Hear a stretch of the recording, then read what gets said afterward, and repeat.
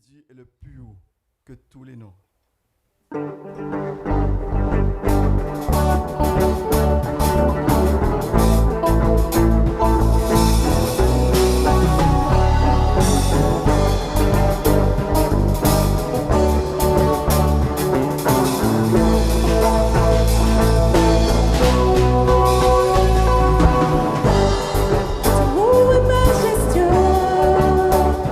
Seigneur, sur toute la terre.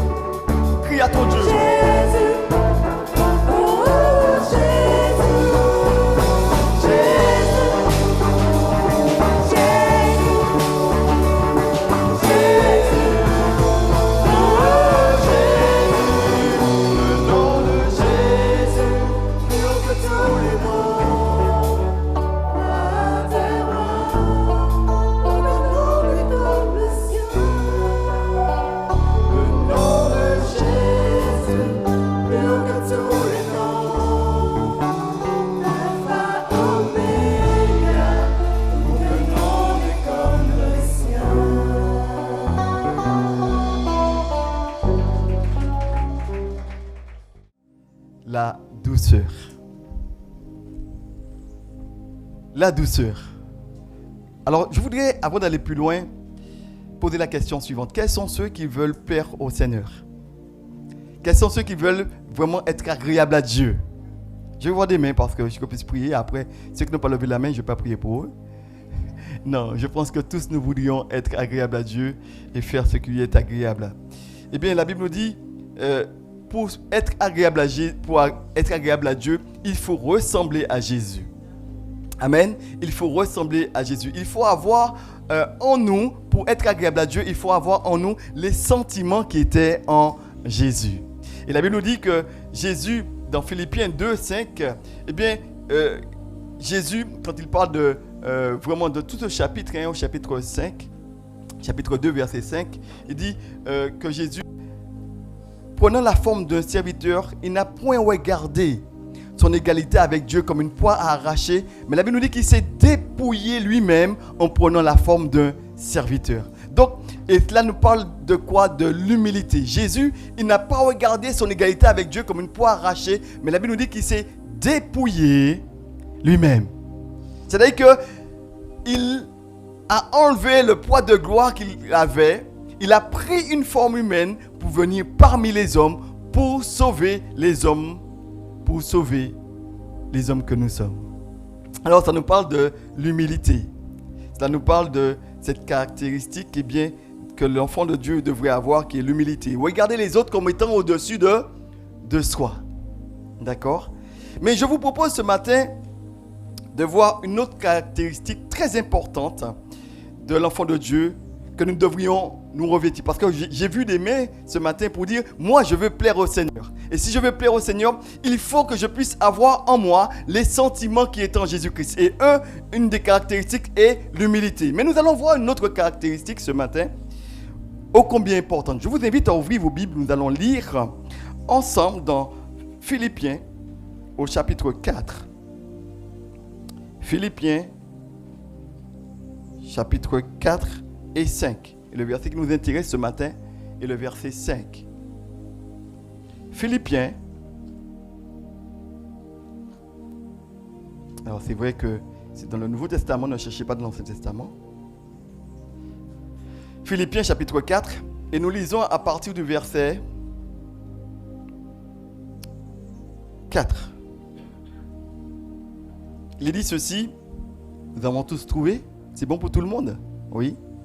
Alors vous avez sur le portable aussi, si vous n'avez pas cette application. Il dit, Philippiens 4, verset 4, « Réjouissez-vous toujours dans le Seigneur, je le répète, réjouissez-vous. » C'est une exhortation qui est adressée à chacun d'entre nous. Alors il est dit, c'est le verset 5 qui nous intéresse ce matin, mais je voudrais m'arrêter quelques instants sur le verset 4. Parce que nous pouvons avoir une tête d'enterrement. C'est-à-dire que être là ce matin et être...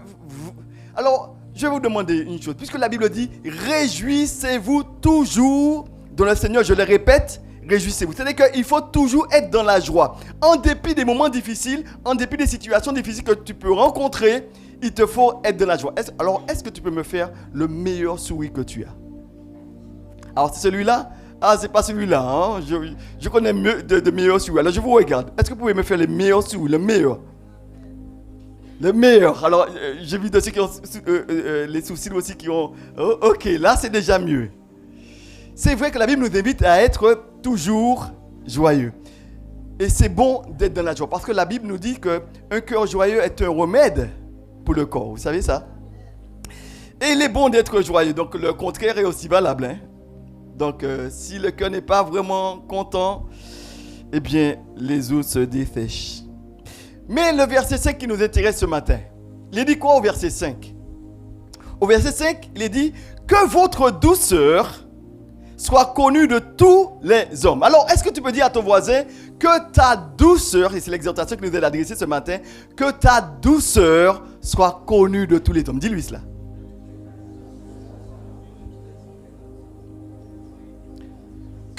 Mais tu n'as pas dit ça assez fort. Dis-lui ça plus fort. Que ta douceur soit connue de tous les hommes. Amen. Et c'est l'exhortation qui nous est adressée. Dieu voudrait que nous puissions vraiment exercer la douceur, que nous puissions être connus comme étant des hommes et des femmes qui soient douces. La douceur. La douceur. Alors quand on parle de douceur, j'entends quelqu'un dire « Ah, pasteur, ça c'est pas pour moi. Ça c'est pas pour moi parce que j'estime que ceux qui sont doux, ce sont des faibles. » Parce que quand on est doux, on nous marche sous le pied. Quand on est doux, on fait de nous n'importe quoi et puis nous on accepte. Et c'est ça être doux? C'est ça la douceur? Alors si c'est ça, moi je n'en veux pas. Parce qu'aujourd'hui, ce n'est pas ce qu'il faudrait. Si tu es doux, tu vas te faire écraser, tu vas te faire manger par les autres et c'est toi qui seras au final pénalisé. Si tu es doux, c'est pas bon. Alors quelqu'un de dire, moi je ne serai pas un faible, non. Je serai un fort.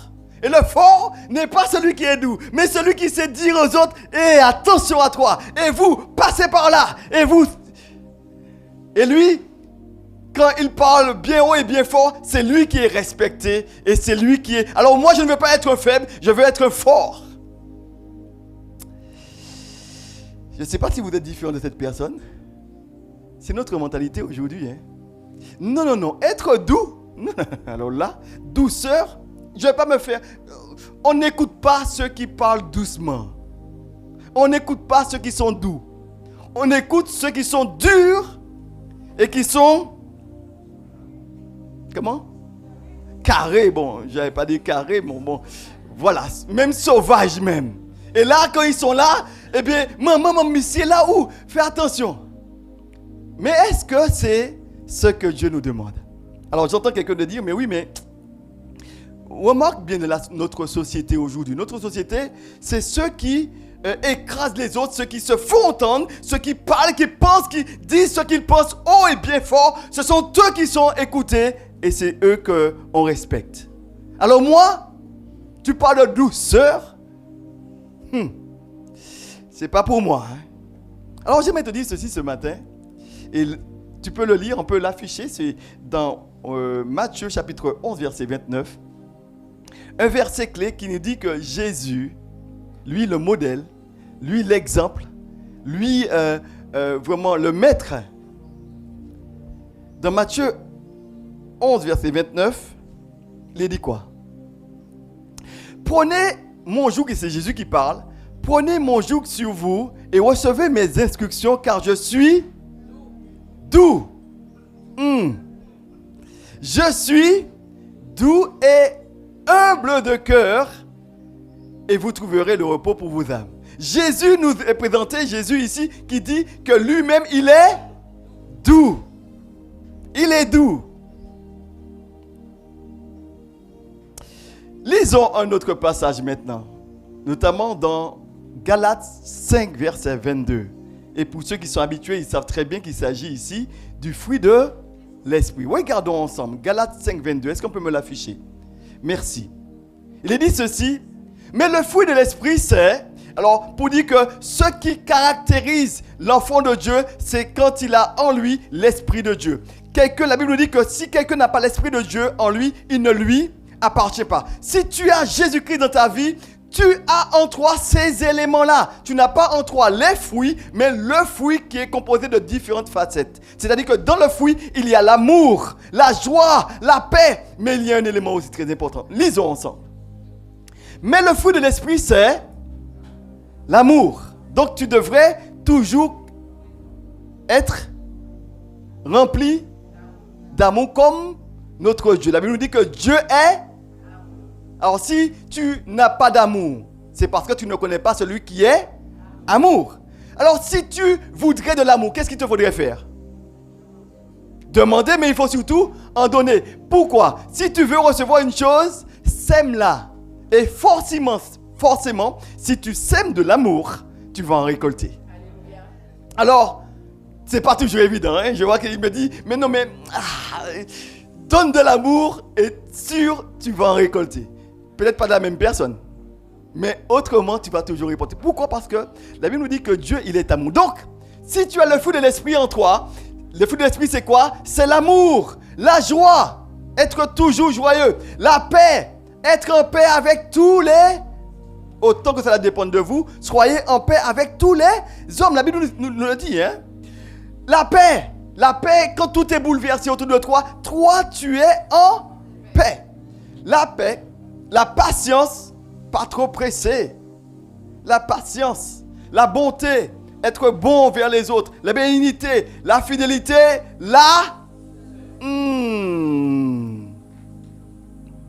douceur fait partie du fruit de l'esprit. La tempérance, après il y a aussi, me semble-t-il, la maîtrise de soi, donc la tempérance. Et la loi n'est pas contre ces choses. Pour dire qu'en fait, que si tu as en toi ces éléments, forcément, tu seras connu comme étant un enfant de Dieu. Parce que nous connaissons bien cette expression qui nous dit, c'est au fruit qu'on reconnaît l'arbre. On reconnaît un arbre à son fruit. Si tu manifestes son fruit, ce fruit-là, eh bien forcément, tu seras connu comme étant un enfant de Dieu. Malheureusement, je ne sais pas si vous pouvez constater pareil que moi, mais beaucoup se disent enfants de Dieu, mais on ne voit pas forcément le fruit.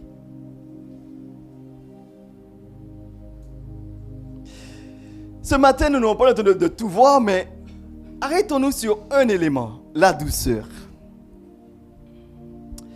La douceur.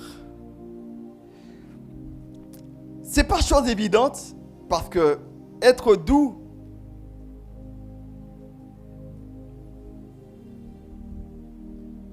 ne nous ressemble pas toujours. On peut être doux avec certaines personnes, mais pas d'autres. Les autres, et ceux qui sont habituellement à la maison, ils savent très bien si on est doux ou pas. Et souvent, ce sont trucs de dire, comme le dimanche matin, tout le monde t'aime, mais à la maison, c'est couteau celles qui savent. Parce que je suis... On parle de... Mais... Alors, pour aller un peu plus loin, écoutons la définition du petit Robert quand on parle d'une personne qui est douce. Alors, j'ai relevé, le petit Robert dit ceci. Définition d'une personne douce, c'est une personne qui ne heurte ni ne blesse personne. Ah, c'est intéressant à souligner. Vous trouvez, c'est très intéressant cette définition pour une personne douce. C'est une personne qui ne heurte personne, ne blesse personne, n'impose rien et ne se met pas en colère. Donc c'est-à-dire qu'il est bienveillant, il est gentil, il est indulgent, il est patient. Une expression que nous connaissons pour bien illustrer ce mot douceur, on va dire qu'il est doux comme un agneau.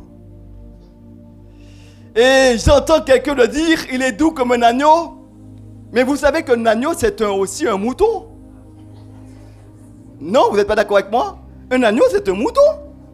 Mais quand on entend un mouton, moi, je ne suis pas mouton. Tu m'entends? Un mouton est trop mouton. C'est-à-dire qu'il prend des coups, il est en train de marcher, il reste là, il ne dit rien. Moi, et tu penses que moi, je serai un mouton? Je serai doux comme un mouton? Manque fait cabrit pito. Parce que cabrit qu'a crié. Moins petit problème, il qu'a ailé. Pas vrai? Alors, quel est le contraire de la douceur? Savez-vous? Alors, j'ai relevé que le contraire de la douceur, c'est une personne qui est agressive. Une personne qui est brutale, on dirait même l'extrême, peut-être les violents. Tu n'as même pas fini de parler, qui t'a déjà arrêté, qui t'a déjà invectivé avec tous les mots d'oiseau. Vous savez, hein? Tu as commencé à lui dire une chose, tu n'as pas eu le temps de finir, et cette personne qui est le contraire de douce, elle est impulsive, elle est agressive, elle est brutale, elle est violente. Mais la Bible nous dit ceci, et tu vas le dire encore à ton voisin. Que votre douceur soit connue de tous les hommes. Dis-lui cela.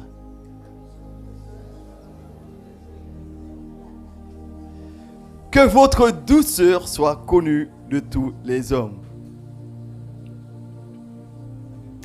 J'aimerais te dire ceci ce matin, la douceur doit te caractériser. Nous devrions être connus comme des hommes par ceux qui nous entourent, comme étant des hommes et des femmes douces. Amen? Amen, il n'y a pas d'amen à cela? Qui ne heurte personne, qui ne blesse personne, qui ne se met pas en colère pour un rien. Alors je dis que la colère c'est un mécanisme de défense. C'est normal que quand je suis offensé, que je puisse réagir par la colère. Mais il y a une colère qui est maîtrisée et il y a une colère qui n'est pas maîtrisée. Parce que certaines personnes, quand elles sont en colère, elles cassent tout. Ça, ce n'est pas une colère qui est maîtrisée. Mais être en colère contre une chose, je dis, mais pourquoi lui, il a fait telle chose qui n'est pas bonne? On est en colère contre cette chose. Mais on n'est pas prêt à tout casser. Donc, cette personne qui est douce, eh bien, elle ne heurte personne, elle ne se met pas en colère pour rien. Et je me dis que Jésus, et dans la Bible, on voit cela souvent, Jésus, lui, le modèle par excellence, il n'a heurté personne. Même ceux qui étaient dignes d'être lapidés, dignes d'être accusés, dignes d'être méprisés et rejetés, Jésus ne les a pas rejetés. Il n'y a pas d'amen à cela? Jésus ne les a pas rejetés, mais Jésus a pris soin d'eux. Jésus n'a heurté personne, il n'a blessé personne. Et même ceux qui étaient blessés, il les a soignés. Alors, est-ce que nous ne devrions pas être des personnes comme Jésus, qui, lui, ne heurtait personne, ne blessait personne, ne se mettait pas en colère pour un rien? Alors, je ne pointe du doigt personne, puisque si je vous pointe du doigt, j'ai 3 doigts qui me regardent, et j'ai un doigt qui regarde à Dieu. Donc, je ne peux même pas pointer. D'ailleurs, je mets ma main dans ma poche. Parce que je ne suis pas meilleur que vous. Mais la réalité qui nous est adressée ce matin, est-ce que nous sommes connus comme étant des personnes qui expriment de la douceur?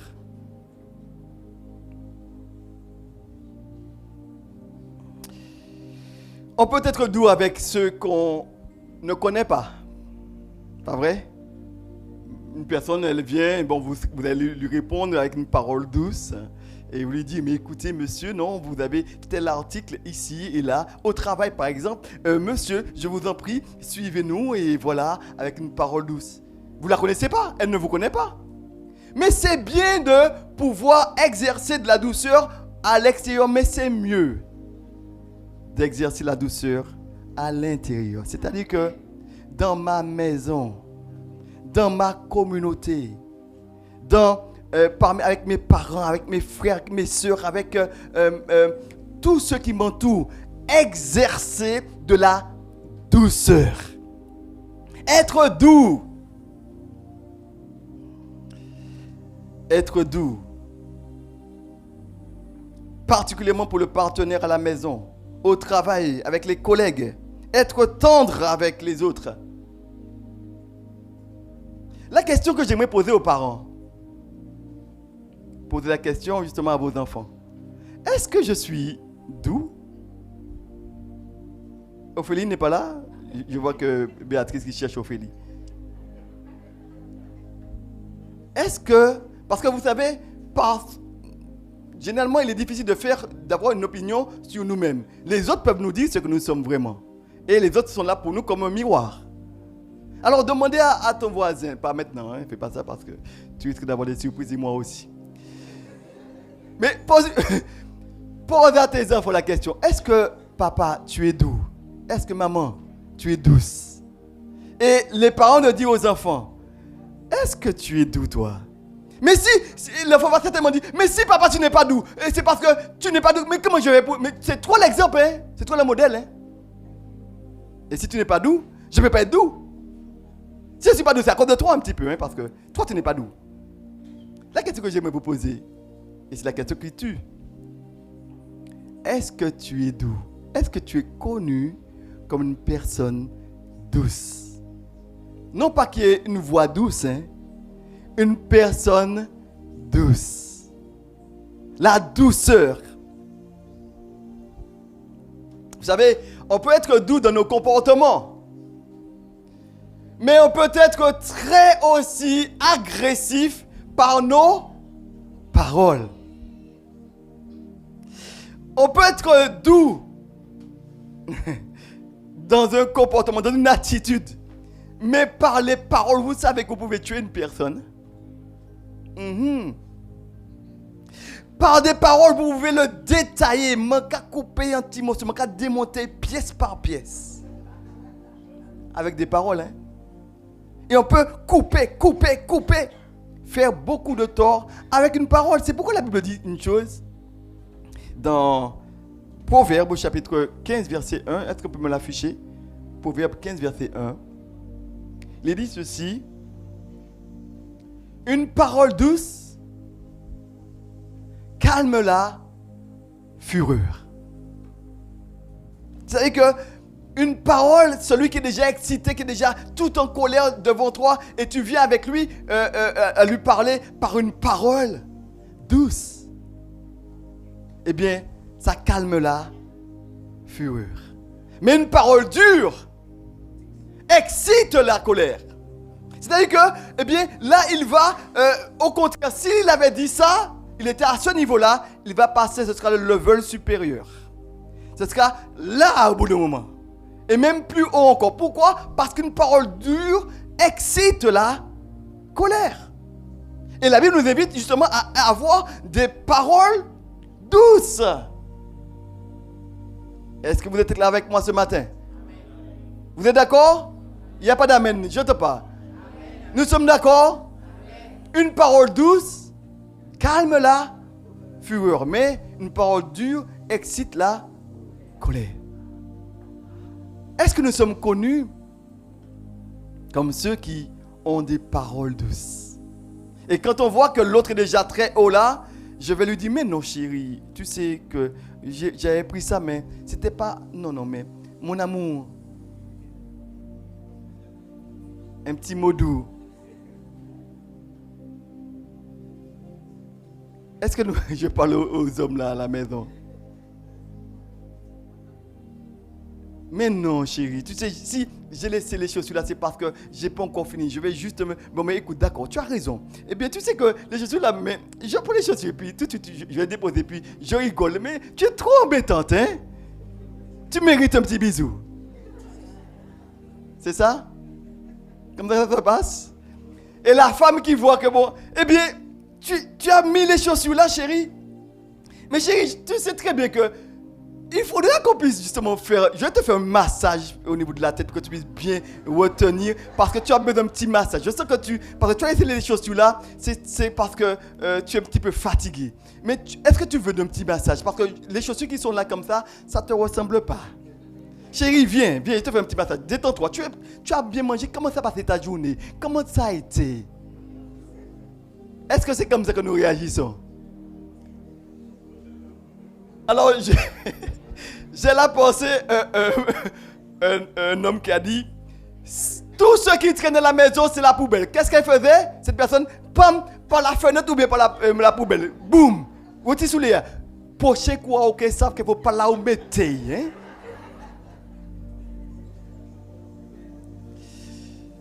Vous savez, c'est pas toujours facile d'avoir des paroles douces. Surtout que lorsque l'autre a déjà dit 2-3 paroles qui sont déjà... Et qu'on sent que vraiment la température monte, les oreilles qui chauffent. C'est pas chose évidente. Mais la Bible nous dit quoi? Une parole douce, calme-la. Voilà une clé pour les couples, encore même pour les parents et enfants. Et pour nous qui sommes le patron, l'employé. Une parole douce, calme. Et quand on dit une petite parole douce ou coupée, j'arrive. Et après, moins petit bagage, il a dit, bon, chérie, bon, bon, d'accord, j'enlève, hein. Mais si vous dites, alors ça fait 3 fois dans la journée, ça fait la 3e fois, dorénavant, ou bien c'est... Vous connaissez déjà la suite. La douceur, une parole douce, calme la fureur. Alors, je voudrais maintenant aller un peu plus loin. Parce que vous savez, dans notre texte, quand il est dit que votre douceur soit connue de tous les hommes, dans la Bible, il y a 2 mots grecs qui expriment la douceur. En français, il n'y a qu'un seul mot, douceur. D'accord? Mais en grec, il y a 2 mots. Le premier mot est le suivant, praotes en grec. Pour ceux qui aiment le grec, c'est praotes qui veut dire gentillesse, douceur, quelqu'un qui est aimable. Et ce qui rejoint à notre définition que nous avons donnée du petit Robert. D'accord? C'est-à-dire qu'une personne qui ne heurte personne, qui ne blesse personne et qui ne se met pas en colère pour rien. Et c'est le même mot qu'on trouve ici pour praotes. D'accord?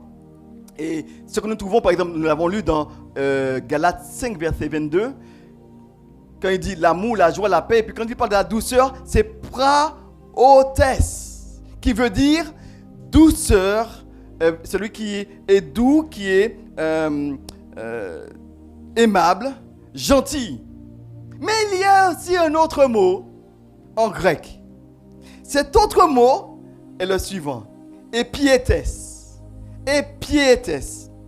qui veut dire douceur, indulgent, mais aussi modéré. Alors, il y a une nuance entre ces 2 mots. Parce qu'en français, vous savez, le français est très limité. Mais alors qu'en grec et en hébreu, il y a un mot spécifique pour chaque chose. Et pour exprimer une douceur, être gentil, c'est le mot praotes, comme on l'a dit. Mais il y a le mot epietes, qui veut dire, eh bien, qu'il y a une nuance. La nuance est différente. Ici, qui relève, c'est celui qui n'insiste pas sur ses doigts. Ah! Et dans notre texte, qu'on a dit que votre douceur soit connue de tous les hommes, c'est ce mot epietes. Ce n'est pas le mot praotes. Je ne sais pas si vous me suivez. Le mot epietes, il veut dire que c'est celui qui n'insiste, il est doux, celui qui est doux, c'est celui qui n'insiste pas sur ses doigts. Donc c'est celui-là qui, on peut dire, qui est caractérisé par la douceur. Et quand la Bible dit, soyez, le verset que nous avons dit, c'est quoi? Que votre douceur ne soit connue de tous les hommes. C'est le mot epietes. Autrement dit, que tous les hommes puissent te connaître comme étant quelqu'un qui ne fait pas, qui n'insiste pas sur ses doigts. Et ça, je trouve que c'est très intéressant. Parce que cela dépasse notre raisonnement sur le mot douceur. Oh, le mot douceur ici n'est pas gentil, n'est pas doux, n'est pas... Non, c'est pas le même mot. Mais c'est le mot epietes, c'est-à-dire que c'est celui qui ne fait pas forcément valoir ses doigts.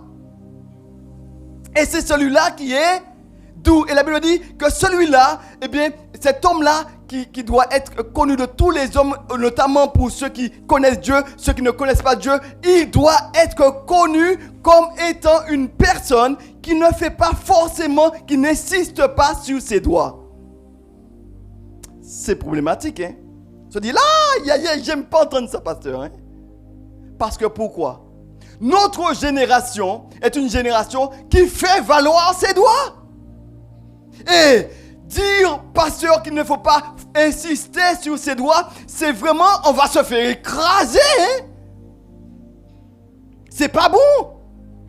Mais ce n'est pas moi qui le dis. C'est la parole de Dieu. C'est la parole de Dieu.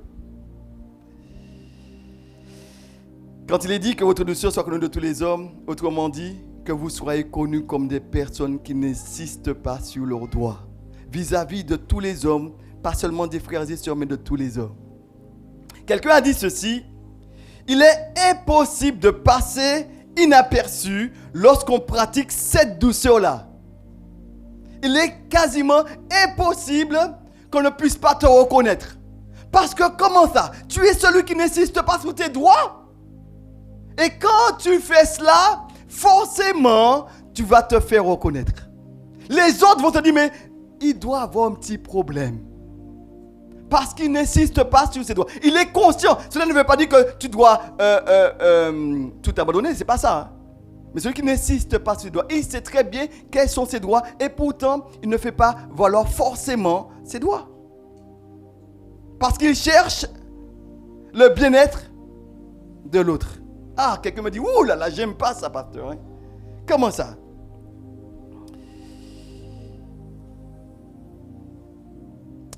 Notre société, le monde que nous sommes, c'est un monde de compétition, n'est-ce pas?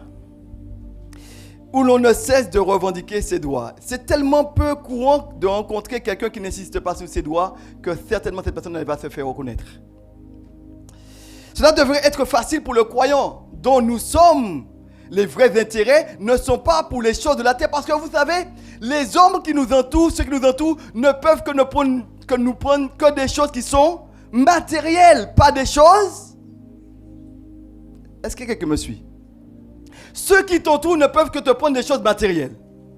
Mais toi qui es spirituel, tu sais que si tu meurs maintenant, tu vas tout laisser pour aller auprès de ton Dieu. Donc, forcément, tu n'es pas celui qui va s'attacher aux choses de la terre, mais plutôt les choses d'en haut, parce que tu sais que tôt ou tard, il te faudra laisser les choses de la terre. Il n'y a pas d'amen à cela? Aïe, aïe, aïe, je savais qu'il n'y avait pas eu beaucoup d'amen. Hein? Parce que laisser les choses de la terre, d'accord, pasteur, mais ce n'est pas une raison. Malheureusement, reconnaissons que nous sommes souvent frustrés lorsque nous mettons en pratique la douceur chrétienne en cédant quelque chose de notre droit. Une histoire raconte ceci. Qu'il y avait un procès entre un croyant et un incrédule au sujet de morceaux de terrain. Et ce dernier s'adressa aux croyants en ces termes. Vous les chrétiens, vous dites que vous êtes citoyens du ciel. Alors, laissez-nous la terre. Est-ce qu'ils ont tort? Non, oui, mais non. Si maintenant nous sommes citoyens du ciel, mais nous sous la tête toujours, hein? Donc, laissez ça. Si le voisin a pris un mètre de terre en plus, il dit, non, le géomètre a dit que c'est là la borne. Et si vous déplacez la borne, monsieur, bon, on va dire déplacer, on va pas dire dégager vraiment.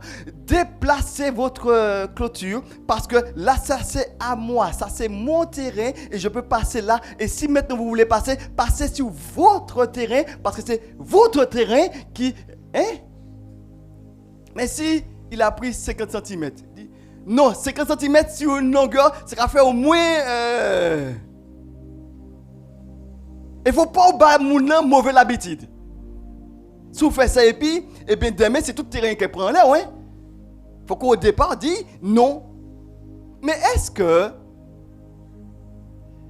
c'est gagner l'autre? Vous savez, c'est difficile pour nous de comprendre cette vérité. Mais si nous appliquons cette douceur-là qui consiste à ne pas forcément insister sur ses droits, beaucoup diront, mais on risque de se faire dépouiller. Pour certains, cela peut arriver. Et j'aimerais dire que cela peut arriver que dans une situation que tu puisses perdre quelque chose. Et que tu es conscient, non pas que tu ne sois pas conscient, mais tu es conscient que c'est ton droit d'avoir tes choses et tu dis, mais je laisse quand même passer. Pourquoi? Pour rester toujours agréable au Seigneur. Vous savez, s'il y a une chose que j'ai beaucoup réfléchi, que je réfléchis encore, vous savez, notre fonctionnement en tant qu'humain, on n'aime pas que donner et perdre quelque chose. Or, le principe du royaume des cieux consiste à perdre pour gagner. Souvent, j'ai réfléchi justement à certaines choses. Il y a dans les relations des choses que tu as le droit de pouvoir imposer, que tu ne vas peut-être pas imposer parce que tu veux garder une bonne relation avec une personne, avec un collègue, ou encore avec un patron, ou encore avec quelqu'un de ta famille, ou encore de l'église ou autre. Ça vous est jamais arrivé? apprendre à perdre quelque chose pour garder une relation. Cela nous dérange ce mot parce que quand je l'ai étudié, je me suis dit, mais Seigneur, je n'avais vraiment pas vu cela comme ça. Douceur, que votre douceur soit connue de tous les hommes, c'est être prêt à... C'est celui qui n'insiste pas sur ses doigts. Apprendre à se laisser dépouiller. Suivre le Seigneur et obéir à sa parole peut coûter quelque chose. Lui-même, pour accomplir la volonté de son Père, a été comme une brebis muette devant ce qu'il attend, nous dit Ésaïe 53, verset 7. Il n'a pas insisté sur ses doigts. Jésus n'a pas insisté sur ses doigts.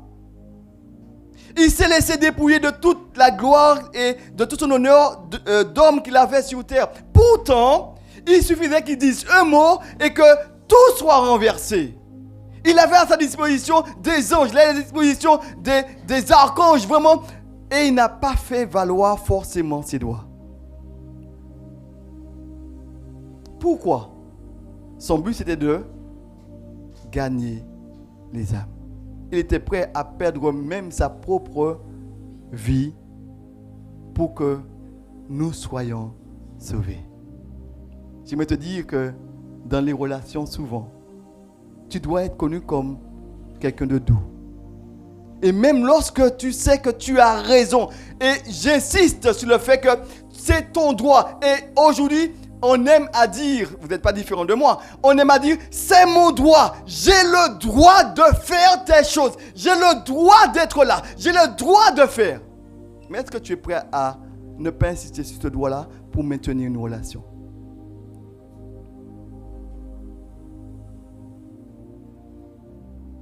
Que votre douceur soit connue de tous les hommes.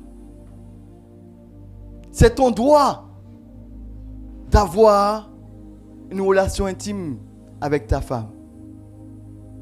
Mais est-ce que par moment tu te dis, mais je n'insiste pas sur ce droit parce que je veux maintenir la relation.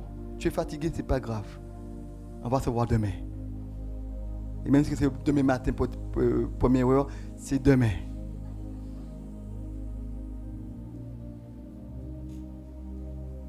C'est de ton droit de pouvoir manger. Mais au moins, je suis sorti au travail, je suis arrivé à la maison. Mais pourquoi manger, pourquoi faire? Mais c'est pas grave. Je n'insiste pas sur ce droit-là. Mais je veux maintenir la relation. Que votre douceur soit connue de tous les hommes. Non pas ceux qui sont à l'intérieur, mais aussi à l'extérieur. Le patron, le voisin, mais tous ceux qui t'entourent doivent te connaître comme étant quelqu'un de doux. Non pas doudou, comme dirait une personne, quand on est doudou, on est bonbon. Et quand on est bonbon, on se fait manger. Mais il faut être bon. Il faut être bon. Celui qui n'insiste pas sur ses doigts. Alors, j'ai relevé ceci, c'est une expression qu'a pu dire un théologien. Il a dit, combien de choses seraient changées si notre douceur se montrait d'une manière plus évidente dans notre famille, dans notre église, quand nous pratiquons effectivement la douceur. Quel poids cela donne à nos paroles lorsque nous déclarons dans notre voisinage ou notre environnement professionnel que Christ a changé ma vie. Vous savez, c'est le comportement, les paroles, le comportement, l'attitude souvent parlent plus fort que nos paroles. Est-ce qu'on est prêt à perdre quelque chose?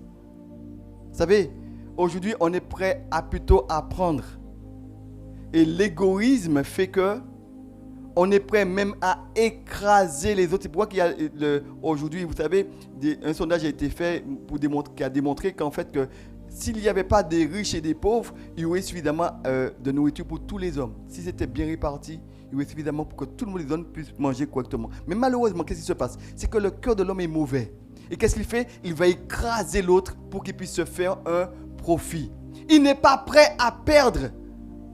Et dans la Bible, un des premiers principes qu'on voit dans Actes au chapitre 5, où il est questionné Ananias et Saphira, ils mettaient tout en commun. Celui qui avait un grand champ, il le vendait et il mettait tout en commun. Parce que là, c'était la pensée du royaume des cieux. Moi, ce que j'ai ne m'appartient pas vraiment, mais c'est pour nous ensemble. Et s'il y a quelqu'un qui n'a pas, je vais partager ce que j'ai avec lui. Et c'est cela, la douceur. C'est ça, justement, ces caractéristiques. Ne pas faire chier, justement, mais ça, c'est mon terrain, c'est mon argent, c'est moi. Mais chercher le bien-être de l'autre. Vous savez pourquoi c'est important que le Seigneur nous dise cela? Personne ne pourra aller au ciel avec son terrain, la maison, la belle voiture, le bateau, avec l'avion, la fusée que tu as. Aucune de ces choses-là n'ira au ciel. Alors, est-ce que tu es prêt à perdre quelque chose pour la gloire de notre Dieu? Il n'y a pas d'amen à cela. On n'est pas prêt à perdre, on est prêt à gagner. Seigneur, donne-moi, bénis-moi. Mais je me dis que si tu appliques ce principe-là, tu ne vas manquer jamais de rien. J'ai un témoignage de frère qui disait ceci. Il avait commencé son entreprise. Et quand il avait commencé son entreprise, il avait dit, Seigneur, je fais des cuisines, mais ces cuisines que je vais faire, je vais les faire pour aider ceux qui sont dans le besoin. Et s'il y a une personne, une femme, une personne qui est dans le besoin, qui n'a pas de cuisine, je vais l'aider à faire sa cuisine. Et il m'a témoigné que lui, il a commencé à faire cela. Et quand il a commencé à faire cela, il a rencontré des personnes qui étaient dans le besoin, il les a aidés, il a aidé ces personnes à faire les cuisines. Il s'est rendu compte qu'une chose, c'est que il pouvait très bien ne pas avoir de clients. Mais quand il avait trouvé une personne pour aider qui ne pouvait pas, il s'apercevait qu'il y avait au moins 3-4 clients après qui venaient, qui remboursaient vraiment 3 à 4 fois ce qu'il avait dépensé pour aider une personne. C'est un principe qui est biblique. Si tu es prêt à perdre, parce que la pensée de l'homme dit, mais si tu vas dépenser, mais c'est toi qui vas perdre, tu vas perdre de ton temps, tu vas perdre. Non! Parce que Dieu voit ce que tu fais. Et s'il voit, il saura te récompenser. Parce que c'est Dieu qui est au contrôle de tout. La Bible nous dit que Dieu est celui qui est maître des temps et des circonstances. Il est capable de changer les situations pour toi parce que tu es prêt à perdre pour son nom. Alors la mentalité de Dieu dit, si tu perds, si tu donnes, tu vas perdre. Mais si tu donnes, vois plutôt que tu es en train de semer. Et forcément, si tu sèmes, tu vas récolter. C'est le principe du royaume des cieux. Alors, quels sont ceux qui veulent être doux ce matin? Qui ne veut blesser personne. Qui tous les jours, hein? Le frère me raconte, c'est pour tous les jours. Je ne veux blesser personne. Je ne veux rien faire, je ne veux pas me mettre en colère pour rien. Je suis prêt à perdre, je n'insiste pas toujours sur mes doigts. Quelles sont les mains? Je veux voir les mains. Alors si c'est votre désir, je vous invite à vous mettre debout. Nous allons maintenant prier.